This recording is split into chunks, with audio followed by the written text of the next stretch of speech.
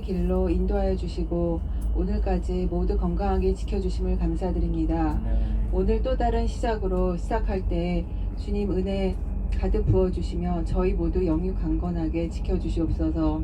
하나님 아버지, 저희가 이 순례 기쁨과 은혜를 평생 간직하게 하시고 또 그 은혜로 평생 살아가게 도와주시옵소서. 감사드리며 모든 말씀 예수님 이름으로 기도드립니다. 아멘. 성경에서 만나는 장소. 그러니까 전 세계적으로요, 성경책은 역사책으로 보거든요. 하나님의 역사책이잖아요. 근데 우리나라만 종교책이라고 딱 구분을 시키더라고요. 근데 우리나라에서도 여기 그리스 지중해 답사 오실 적에 성지순례 이렇게 묻혀서 오시는 분들 많으세요.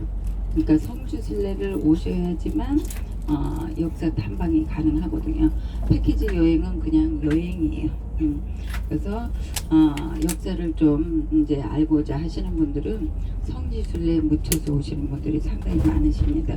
왜냐하면 바울 사도께서 이제 그리스의 교육을 받으셨기 때문에 헬라 교육을 받으셨잖아요.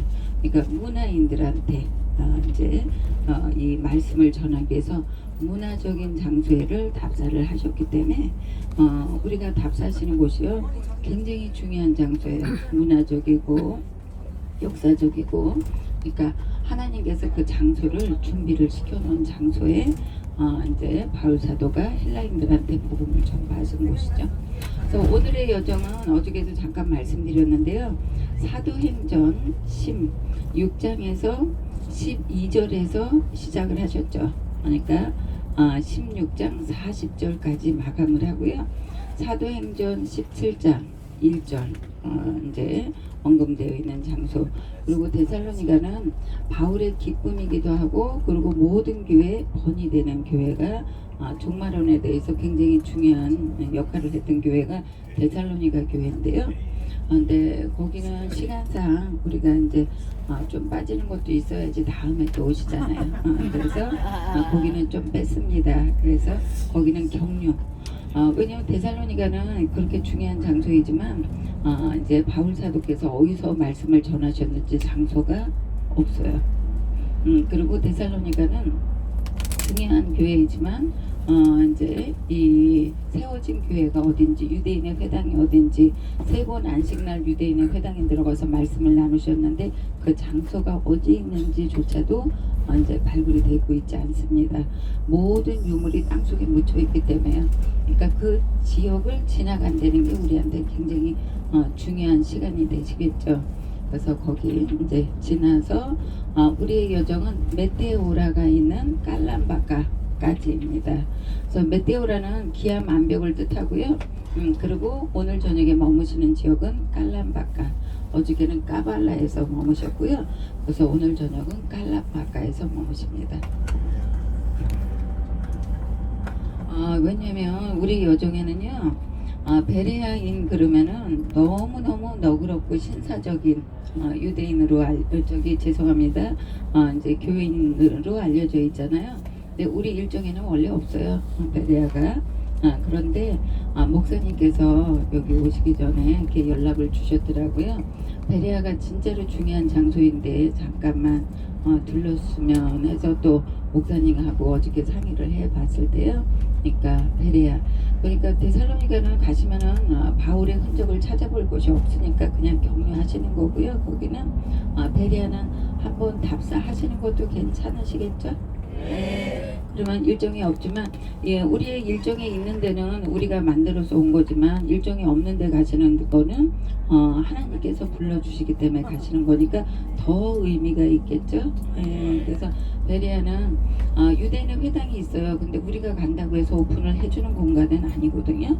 그러니까 전 세계적으로 현재까지 바울이 들어간 회당이 현재까지 남아있는 지역이 베레아뿐이 없어요. 근데 거기는 우리한테 오픈을 안 해주니까 그 유대인의 마을이 있는 데까지는 갈 필요는 없고요. 그러니까 이방인의 사도로 알려져 있죠. 그러니까 항상 이제 유대인들은 바울을 대적했기 때문에 이 옷의 먼지를 털면서 유대인의 회당을 나와서 이제 이방인한테 가서 말씀을 전하시잖아요. 그러니까 비마터, 비마는 연단 보폭이라는 뜻이에요. 올라가서 주님의 말씀을 선포한 장소를 비마라고 하죠. 그래서 지금 목사님들께서 설교하는 설교대를 비마라고 합니다. 헬라어에서는. 그러니까 베레아 가시면은 바울 사도께서 베레아인들한테 말씀을 전한 이 장소 가셔서 이제 사진 촬영하시고요. 그 장소가 중요하니까 그 장소 이제 느끼시고, 또 이제 이 인도 목사님께서 또 기도해 주실 거죠? 네. 그렇게 해서 오늘 여정은 이제 암비볼리, 사도행전 17장 1절에 언급되어 있는 암비볼리에서 식사하시고요. 거기는 유적지는 또 바울 사도가 말씀을 선포한 장소는 있지만 유적지가 항상 문이 닫혀 있어요. 그래서 암비볼리를 상징하는 사자상, 일정 보시면 암비볼리 사자상으로 나왔죠. 네, 사자가 굉장히 중요한 역할을 합니다. 그래서 사자상 답사하시고요. 사자가 뭐 돌덩어리지 뭐 그러시는데 역사적으로, 그리고 인문학적으로, 또 성서적으로 굉장히 중요한 역할을 해요. 그러니까 사자상 보시고요. 또 아볼로니아 가시면 바울 사도가 말씀을 선포한 비마터가 또 있어요. 그래서 거기 답사하시고, 그러고 나서 이제 베레아 들렀다가 숙소에 가시면 한 6시 반 정도 되지 않을까 싶어요. 굉장히 디미트리 이제 이 2700년 전에 이오니아 사람들이요 유럽으로 진출을 해요. 진출을 해서 어저께 보셨던 네아폴리에다가, 그래서 새로운 도시라는 뜻이에요. 그래서 여기는 마게도니아 지역이 아니었거든요. 그래서 이쪽으로 와서 생활하다 보니까 생활이 잘 안 돼요. 물이 없으니까. 그래서 여기를 떠나가지고 이 안쪽으로 들어갔더니 물이 엄청 많아요. 그래서 이 지역은 크리니테스다. 그래서 물이 많은 지역이다. 이렇게 지명을 붙여놓고 생활을 하는데 한 2세기 동안 200년을 생활을 했나 봐요. 그렇게. 근데 알바니아인들이 내려오고 불가리아인들이 내려오니까 슬라브인들이거든요. 우악스러운 이런 인들이에요. 그러니까 저항할 바가 없죠. 그때 필리포스 2세가 전 그리스를 통일을 시키고 있던 시대예요. 그 시대 때, 왜냐면 필리포스 2세는 델로스 동맹, 그리고 펠로폰네소스 반도 동맹에 가입하고 싶었는데 우악스러운 산양의 후손들이다. 산에 사는 사람들이 니네들은 문화인들이 아니야. 그리고 안 받아주었어요. 그러니까 필리포스 2세가 나라를 급속히 발전시켜서 전 그리스를 통일을 시키게 되죠. 그러니까 암비볼리에 정착해 있었는데 크리니테스 사람들이 필리포스 2세를 데리고 와요. 우리 좀 도와주세요. 왜냐하면 저 우악스러운 사람들이 내려왔는데 우리가 수가 작아서, 그리고 북쪽 사람들은요 쇠무기가 있었어요. 그러니까 좀 도와주세요. 그러니까 필리포스 2세가 와가지고 불가리인들을 물리쳤는데 떠나질 않아요. 내가 영토를 넓히고 있는 사이에 이 사람들이 나를 불러줬으니까 이거는 신의 뜻이다. 그리고 여기에 머물게 돼요. 그래서 여기다가 자기 이름으로 개명을 해서 크리니테스를 필리피라고 개명을 하게 되죠. 그러니까 우리는 빌립보, 왜 빌립보라고 불러주냐면 성경이 번역이 돼서 들어올 적이에요. 그때는 한자가 번역이 돼서 들어왔잖아요. 그랬을 때 필리피 그러면 얼마나 이제 조금 낮아지죠. 받침이 2개가 들어가니까 좀 쌍스럽다. 양반님네들이 쓰는 용어는 아니다. 그래서 하나의 단어를 빼다 보니까 빌립보가 돼요. 세살로니키도 세살리아 지역의 승리라는 뜻이거든요.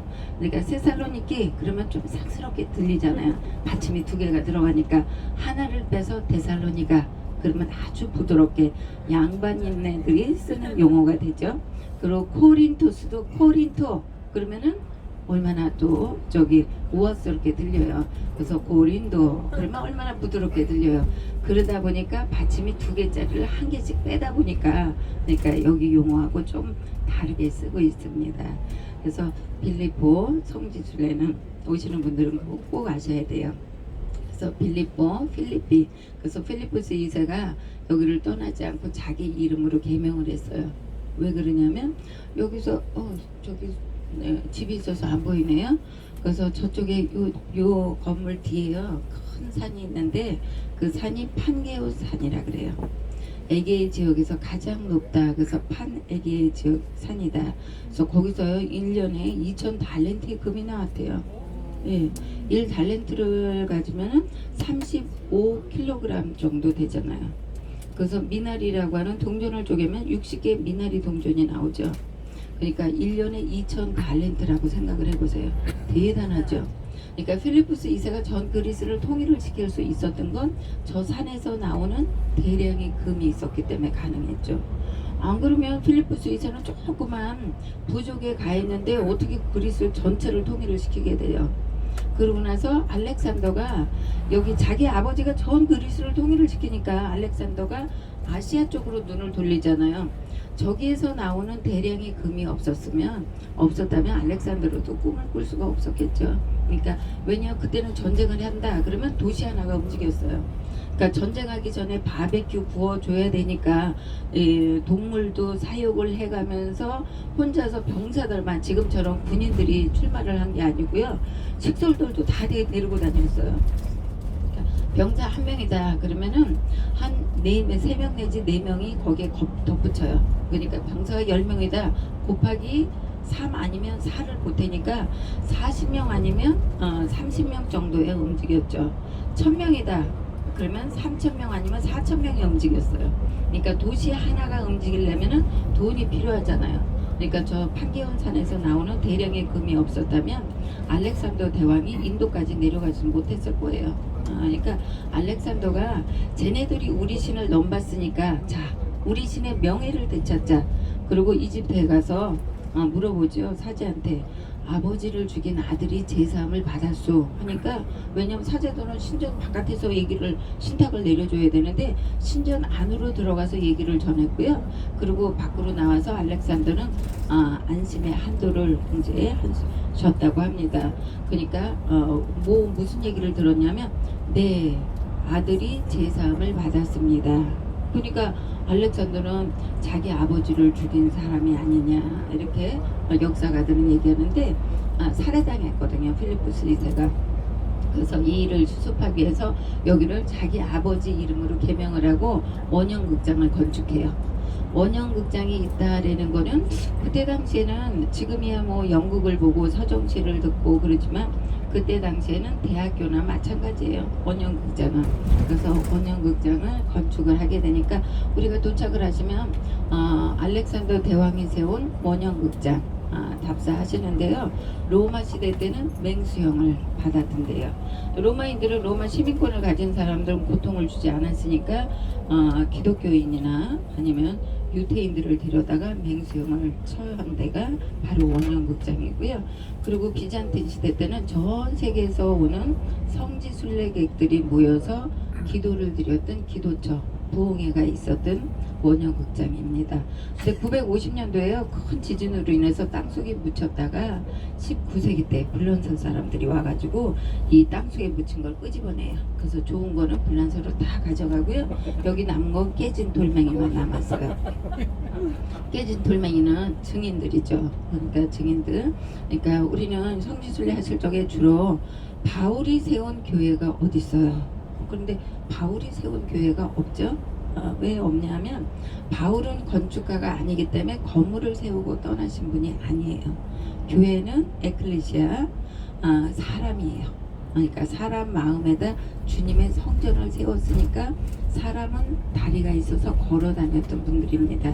근데 2000년이 지났는데 그때 교회가 지금까지 남아 있겠어요?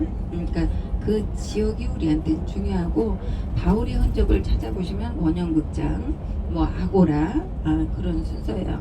그러니까 저는 여기 목사님 계시니까 이제 은혜스러운 말씀 목사님을 통해서 들으시고요. 예, 두 분 목사님 계시니까요. 저는 가이드니까 그 장소만 안내를 해드릴게요. 그리고 그때 당시의 상황 그리고 역사적인 그때 당시의 상황하고 성경하고 그 배치만 해드리는 가이드 안내원입니다. 그러니까 저는 은혜스러운 말씀을 드릴 수가 없어요. 그러니까